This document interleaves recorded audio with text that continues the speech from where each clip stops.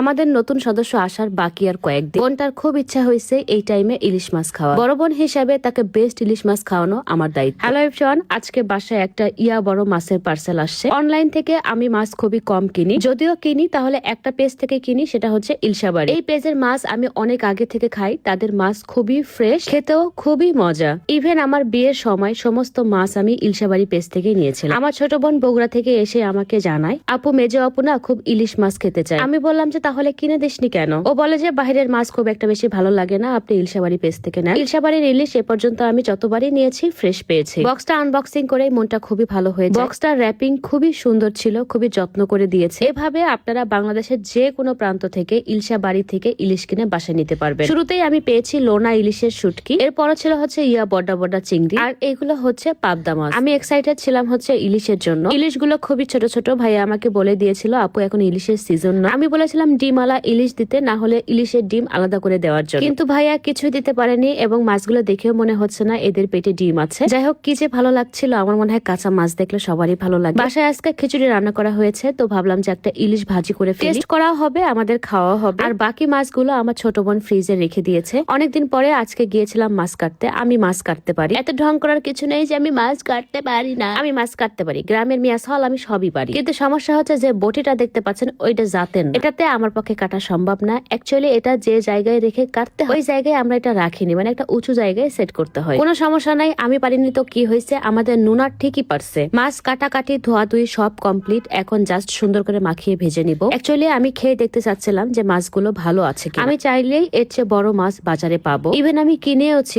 অনেক দাম দিয়ে ইলিশ মাছ কিনেছি, বিশ্বাস করেন ভালো পাইনি। ইলিশের যে একটা গন্ধ আছে এই গন্ধটাই পাইনি। আর মাছের টেস্টের কথা বাদই দিলাম, যেহেতু নতুন বেবি খেতে চেয়েছে, সো মাছটা তো অবশ্যই ভালো দেখেই কিনতে হবে, না হলে বেবি হওয়ার পরে মুখ দিয়ে শুধু টুস টুস করে লোল পড়বে। আমি খালামণি হয়ে বাবুর এই দিন কোনোভাবেই দেখতে চাই না। যাই হোক, রান্না বান্না কাজের মধ্যে আমার সবচেয়ে ভয়ের কাজ হচ্ছে মাছ ভাজি করা। মাছ ভাজি করার সময় তেল ছিটে আসে, আর যেখানেই লাগে সেখানেই ফসকা পড়ে যায়। তো আমি মাছটা খুবই সাবধানে ভাজি। মাছ ভাজা শেষ, এখন আমি টেস্ট করে দেখবো যে মাছটা আসলে খেতে কেমন। যদিও ইলশাবাড়ি থেকে মাছ কিনে খাওয়ার এক্সপিরিয়েন্স আমার বরাবরই ভালো, কিন্তু যেহেতু এখন সিজন না তাই একটু প্যারা খাচ্ছিলাম। বাট না গাইস, এটা অরিজিনাল ইলিশ মাছই দিয়েছে এবং খেতেও খুবই মজা আর ফ্রেশ। ইলশাবাড়ির নামে অনেক ফেক পেজ আছে যারা টাকা নিয়ে আপনাকে ব্লক করে দিবে, সো বি কেয়ারফুল। অরিজিনাল ইলশাবাড়ি পেজের নামটা আমি আমার ভিডিও ক্যাপশনে দিয়ে দিচ্ছি। এছাড়াও কমেন্ট বক্সে আমি তাদের কন্ট্যাক্ট নাম্বার দিব, আপনারা ফোনে কথা বলে বা ভিডিও কলে দেখে তারপরে নিবেন। আহা, খিচুড়ির সাথে ইলিশ মাছ কি যে মজা ছিল, এটা ভুলার মতন। আজকে এ পর্যন্ত, সবাই ভালো থাকো, টাটা এন্ড টেক কেয়ার।